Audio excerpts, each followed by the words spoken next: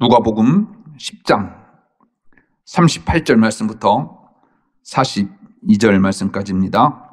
그들이 길 갈 때에 예수께서 한 마을에 들어가심에 마르다라 이름하는 한 여자가 자기 집으로 영접하더라. 그에게 마리아라 하는 동생이 있어 주의 발치에 앉아 그의 말씀을 듣더니 마르다는 준비하는 일이 많아 마음이 분주한지라.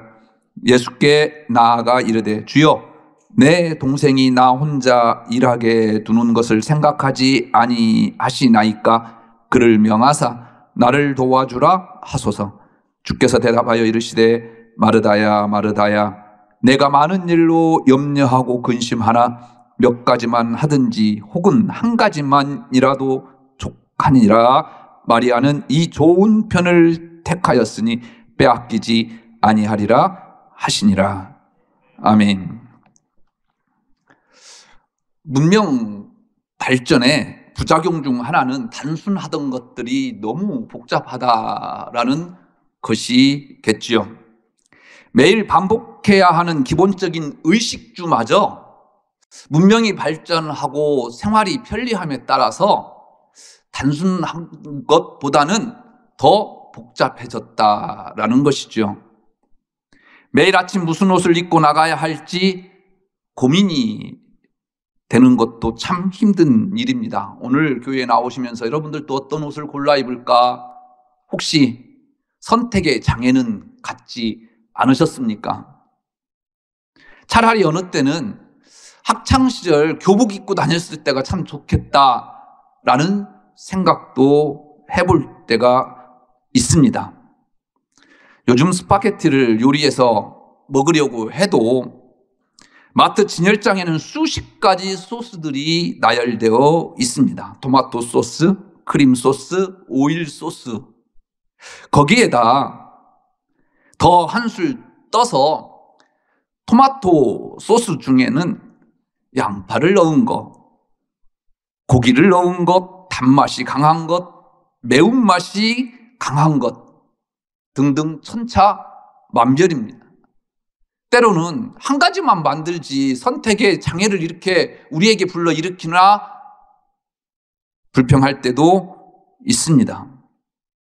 1970년대 유명 파스타 소스 회사가 이런 의문점을 해결하기 위해서 300명의 사람을 모아놓고 45가지 소스를 맛보고 점수를 매기는 실험을 했습니다. 그래서 많은 사람들이 좋아하는 소스를 주력 상품으로 판매할 예정이었습니다.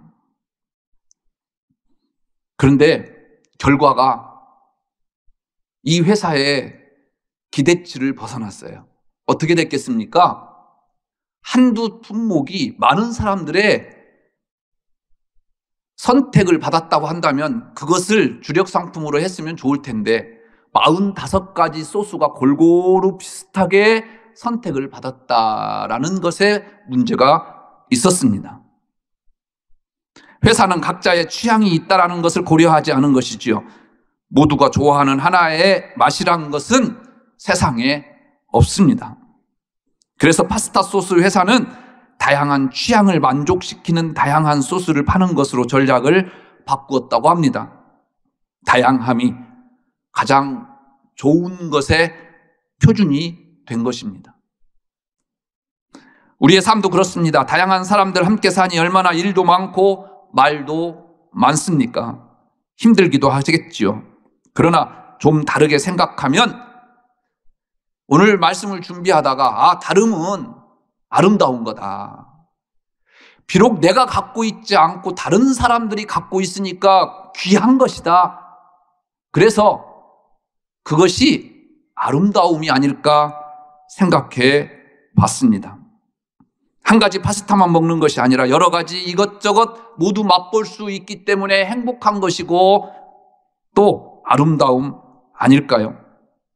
다름을 아름다움으로 볼 수 있는 그러한 눈이 저와 여러분들에게 올 한 해 있었으면 참 좋겠다라는 생각을 가져봅니다. 누가복음 9장 51절 말씀에서 19장 27절까지는 주님의 유대와 베레아 지역 사역에 관한 기사입니다. 베레아는 요단강 건너편에 있는 지금의 요르단 땅입니다. 유대 지역은 예루살렘과 그 주변을 일컫는 말이지요. 이곳에서 주님의 핵심 사역은 무엇이었냐면 제자도였습니다. 영적 생활에 있어서의 우선순위, 세상 권력으로부터의 핍박과 환난에 대한 우리의 자세, 탐심에 대한 경계와 염려의 극복과 하나님 나라의 추구, 재림을 대비하는 충성스러운 자세가 무엇인가에 대한 제자로서 따라야 할 것에 대해서 초점이 맞추어졌다라는 겁니다. 예수님은 지금 예루살렘으로 향하고 계십니다. 예루살렘은 예수님의 사역의 종착점이지만 또 다른 의미에서 시작점이기 때문입니다.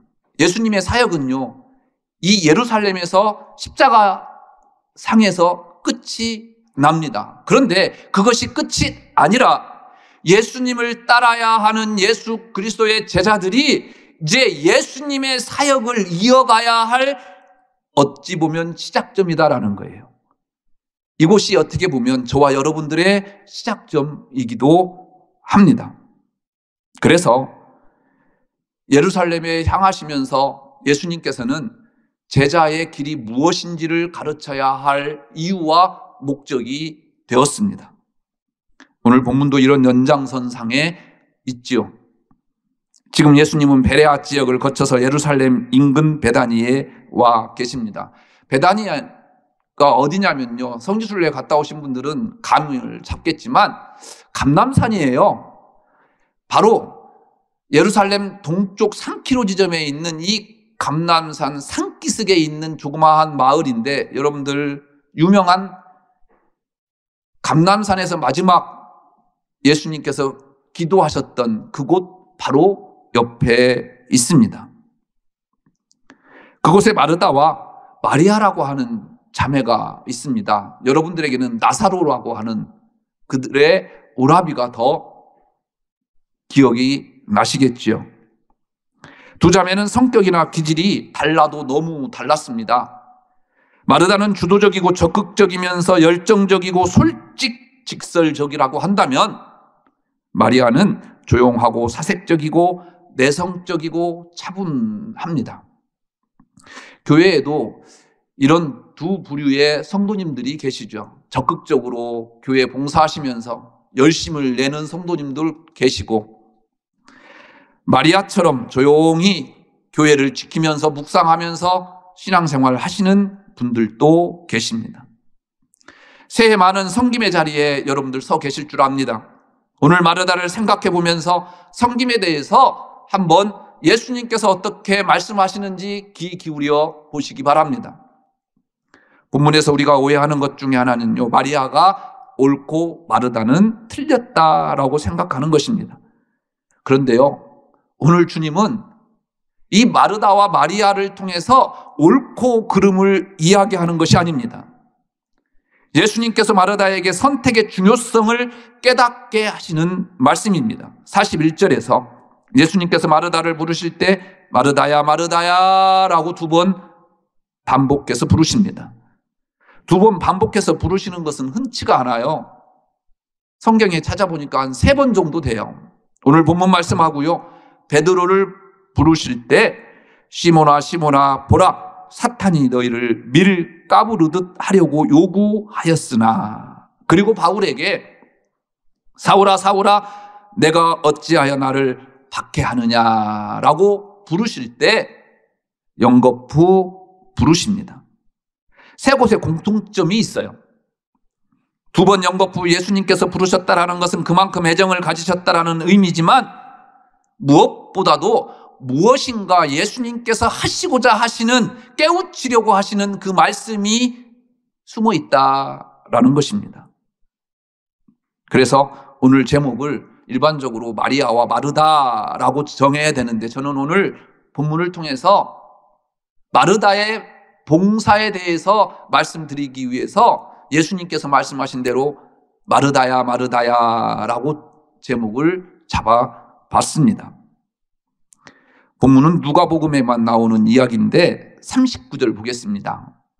그에게 마리아라 하는 동생이 있어 주의 발치에 앉아 그의 말씀을 듣더니, 발치에 앉아라는 헬라어 단어와 바울이 자기를 소개할 때 가말리엘 문화에서 우리 조상들의 율법의 엄한 교훈을 받았고라고 자기 스스로를 이야기할 때 문화라고 하는 단어와 같은 의미예요. 발치라고 하는 말은. 그러면 문화라는 뜻이 무엇입니까? 누구 밑에서 교육을 받다, 가르침을 받다라는 뜻이에요. 그렇다면 오늘 마리아는 예수님의 가르침을 받고 있었다라는 의미입니다. 그렇다면 마르다는 무엇입니까? 마리아가 발치에 앉아서 말씀으로 제자 훈련을 받고 있었다고 한다면 마르다 역시 예수님의 일행을 위한 섬김의 훈련을 받고 있었다라고 해석해도 무난할 듯합니다. 그런데 섬김의 훈련을 받는데 무엇인가 문제가 생겼어요. 그래서 예수님께서 마르다의 섬김과 봉사의 자세와 태도에서 부족한 점을 깨우치기 위해서 오늘 다정하게 마르다야 마르다야 타이르십니다. 예수님께서 왜 마르다야 마르다야 부르셨습니까? 결론적으로 말씀드리면 마르다가 마음이 너무나 분주했다라는 것입니다. 마르다의 이름은 여주인이라는 뜻이에요. 이름에 걸맞게 베다니로 들어오시던 예수님을 마르다가 자기 집으로 영접하지요. 예수님 일행은 적어도 제자들이 12에다가 예수님까지 합치면 13명 정도 있을까요?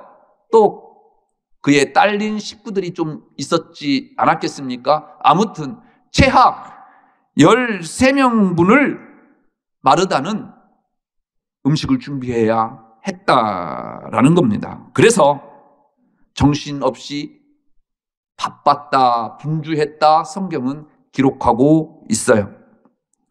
그 바쁜 모습을 40절에서 마르다는 준비하는 일이 많아 마음이 분주한지라 표현하죠. 분주라는 단어가 원어를 보면 현재 진행형으로 되어 있어요. 지금 아주 바쁘다라는 강한 현재 진행형으로 되어 있다라는 것은 그만큼 예수님을 섬기고 봉사해야 하는 것에 마음을 빼앗겼다라는 말이겠죠. 분주의 뜻을 한번 찾아봤어요. 원어를. 사방에서 끌어당기다 또는 끌려가다라는 뜻을 가지고 있습니다. 무슨 말일까요? 마르다는 일에 치여 있었다라는 거예요. 일에 끌려다녔다라는 말씀이에요. 그러니 처음에 예수님을 영접했던 행복한 마음이, 즐거운 마음이 사라져 버릴 수밖에요. 우리가 주의 일을 할 때 왜 행복하지 못하고 감사하지 못할까요? 결론적으로 말씀드리면 오늘 주님께서 판단하셨던 것처럼 우리의 마음이 분주하다라는 겁니다. 한순간 충성하고 싶어서 이것저것 다 하겠다고 했지만 일이 너무 많아 일에 끌려다니지는 않은지요. 오늘 마르다처럼 예수님께 대한 봉사와 섬김이 변질될 수도 있다라는 사실을요.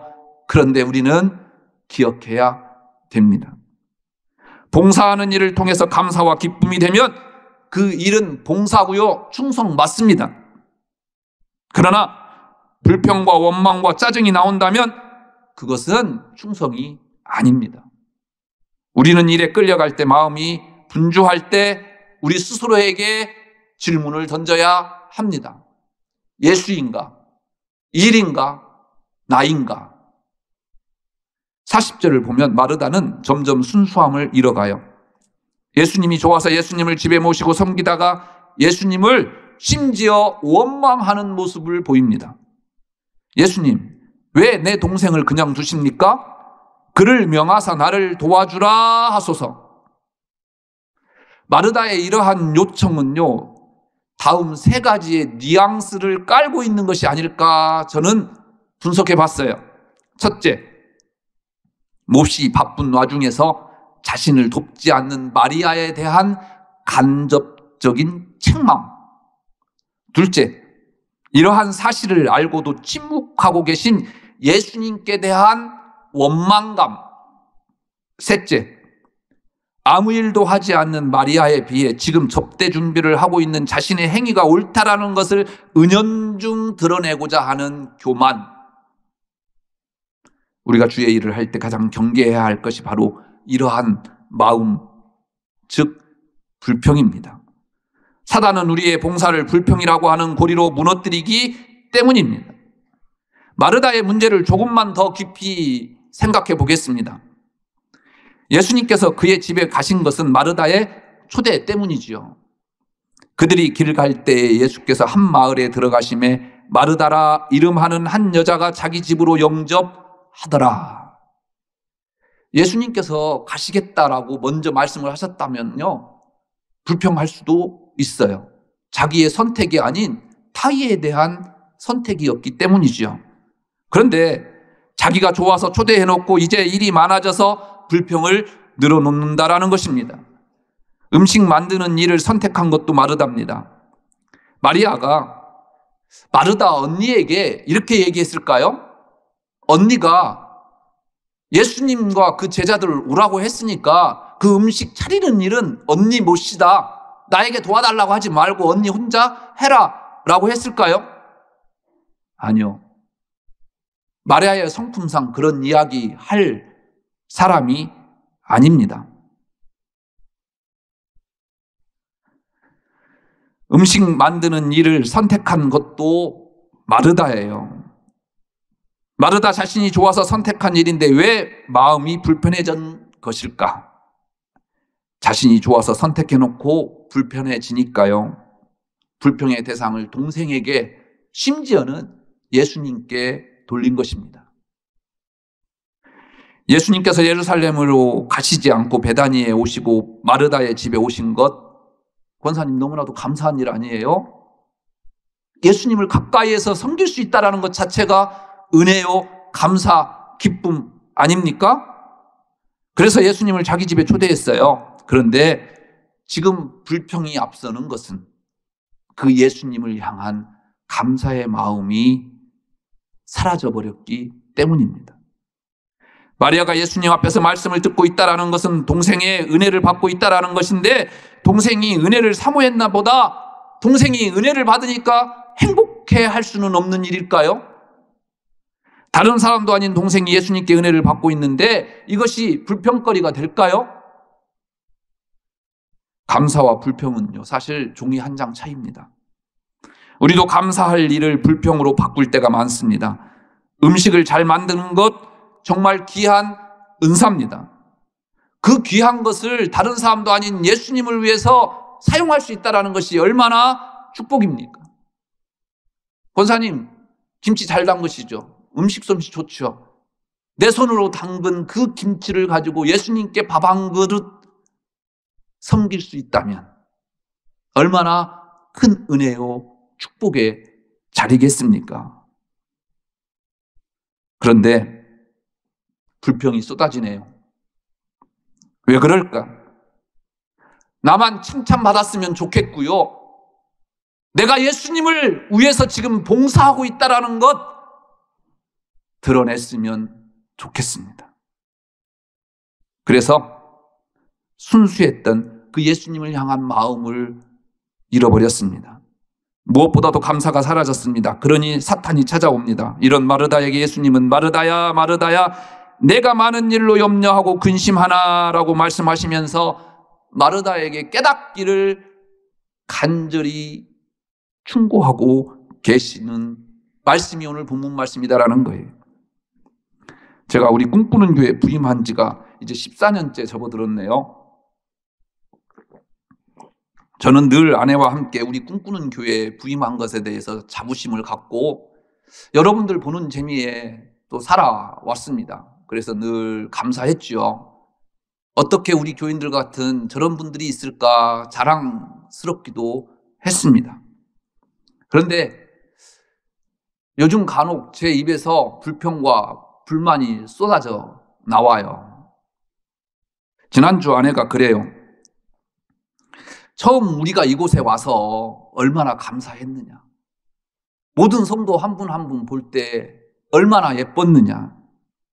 그리고 늘 감사했다. 우리가 그 마음 잃어버리면 안 될 것 같아. 그 얘기를 해요. 뒤통수 맞은 것처럼 정신이 번쩍 들었어요. 그래서 아내에게 고맙다 그런 말 해줘서. 그렇습니다. 문제는 나를 힘들게 하는 분들이 문제가 아니라 제가 그 감사를, 그 감격을 잃어버렸다라는 게 문제입니다. 이젠 이만큼 되었으니 섭섭한 것들이 눈에 들어와요. 이 정도 했으면 생각하니까 장로님 때로는 서운해. 그러니까 감사가 사라져요. 이런 마르다에게 예수님은 말씀하십니다. 몇 가지만 하든지 혹은 한 가지만이라도 족하니라 마리아는 이 좋은 편을 택하였으니 빼앗기지 아니하리라. 마리아가 좋은 편을 택하였다고 한다면 마르다는 좋은 편을 택하지 못했다라는 말씀입니다. 왜 좋은 편을 선택하지 못했을까? 오늘 말씀의 요지는요, 다른 게 아니에요. 마르다의 선택과 마리아의 선택이 모두 다 옳아요. 그런데 중요한 키포인트는 뭐냐면 이 마르다는 자기가 선택한 것에 대한 집중을 하지 않았고 마리아는 자기가 선택한 것에 대한 집중을 하고 있었다라는 거예요. 그래서 예수님 앞에서 그 발치를 떠나지 않은 사람은 마리아였고 자기가 선택한 음식 만드는 일을 선택했음에도 불구하고 곁눈질로 살살살살 예수님을 바라보고 마리아를 바라보았던 사람은 마르다였다라는 거예요. 이 선택감에 있어서 경중을 따지는 것이 아니라 그 선택을 했다고 한다면 그 선택에 대한 집중, 즉 누구를 위한 선택이었습니까? 자기 자신을 위한 선택이었습니까? 아니요. 예수님을 위한 선택이었다고 한다면 그 선택에 대한 집중을 갖고 봉사하고 섬겨라 라고 오늘 저와 여러분들에게 이야기하고 있는 내용입니다. 마르다는 주방에서 음식을 만들며 마음이 분주한 중에도 예수님과 마리아를 계속해서 주목하고 있지 않습니까? 그러니까 봉사하는 일도 말씀을 듣는 일도 정하지 못하고 어느 쪽도 제대로 하지 못하고 분주하기만 합니다. 42절 앞에 보면 3가로라는 작은 글씨가 보일 겁니다. 밑으로 가서 보시면 최근의 본문에는 한 가지만으로도 족하니라라고 되었음이라고 써있죠. 영어 성경에는 But only one thing is needed라고 되어 있습니다. 그러니까 오직 한 가지가 필요하다라는 뜻입니다. 즉 네가 선택한 그 한 가지에 집중해서 최선을 다해라 라고 하는 말씀입니다. 오늘 주님께서 말씀하시는 한 가지만이라도 족하다라고 하는 말씀은요, 또 우리에게 이런 말씀을 주십니다. 우리에게 우선순위가 무엇이냐라는 거예요. 마르다는 예수님이 원하신 편이 아니라 자신이 좋아하는 편을 택했습니다. 예수님께서 마리아가 좋은 편을 택했다고 말씀하신 것은 예수님이 원하시던 것이 그것이라고 하는 뜻입니다. 예수님이 마르다의 집에 들어오자마자 하신 일이 무엇이었어요? 오늘 본문 말씀 한번 깊숙이 자세히 한번 들여다보십시오. 웬만하면 저 같으면 신방 가서 저를 위해서 음식을 준비하고 있으면 아유 뭘 그렇게 많이 준비하세요? 기분 좋아서 음식 먼저 둘러봤을 거예요. 그런데 예수님은 그러지 않으셨어요. 마르다의 집에 들어오시자마자 무엇을 하고 계셔요? 말씀을 전하고 계셔요. 무슨 말일까요? 지금 예수님은 예루살렘에 가고 계셔요. 예루살렘은 가고 싶지 않은 길이에요. 이제 얼마 남지 않았어요. 그럼에도 불구하고 조금 시간을 내서 이 베다니에 와서 마르다의 집에서 대접받고 계셔요. 1분 1초가 금쪽과 같아요. 그런데 마르다의 요청으로 집에 가서 식사를 하시는데 들어가자마자 다른 일 하지 아니하시고 예수님께서 제자로서 무엇을 해야 할지 그 제자의 도를 가르치고 계셨다라는 본문이 오늘 본문 말씀이에요. 그래서요, 오늘 본문은 무엇을 이야기하느냐?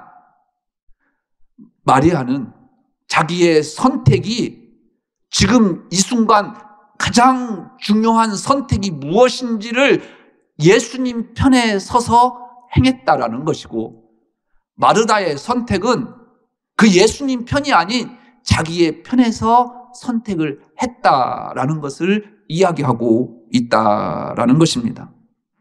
마르다는 예수님이 좋아하시는 편이 아닌 자신이 좋아하는 자신의 생각을 따라 선택했다가 문제가 됐습니다. 음식을 만드는 것은 좋은 편이 아니라는 말씀이 아닙니다. 음식은 미리 준비를 했어야 하고, 만일 음식 준비하는 일이 너무 많아서 말씀을 듣는 시간까지 계속 음식을 준비해야 한다면 그것을 하지 말라라는 것입니다. 말씀을 듣는 시간까지 빼앗기면서 음식을 준비하는 것은 예수님께서 기뻐하시는 일이 아니라는 거예요. 지금 시간도 얼마 없고 내가 가장 중점적으로 이야기하는 것은 하나님 나라와 또 제자로서의 삶을 이야기하는데 그 음식 만드는 일이 그렇게도 분주하냐? 라는 말씀으로 오늘 본문이 들립니다.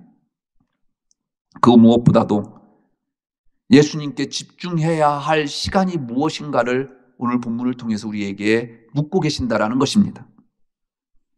주의 일은 마리아 같은 사람도 마르다 같은 사람도 다 필요하지요.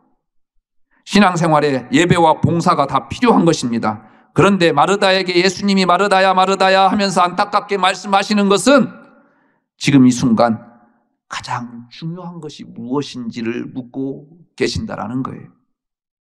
올 한 해 여러분들의 어느 곳에 서 계실지는 모르겠습니다만은 어느 자리가 중요한 것이 아니라 우리 마음에 감사가 기쁨이 있느냐, 여러분들 마음속에 예수 그리스도의 얼굴이 그려지느냐 그려지지 않느냐 아니겠습니까?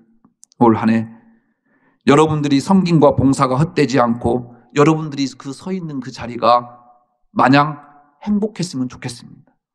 여러분들이 섬기고 있는 그 자리가 주님께서 기뻐하시는 자리가 되기를 주의 이름으로 축복합니다. 기도하겠습니다.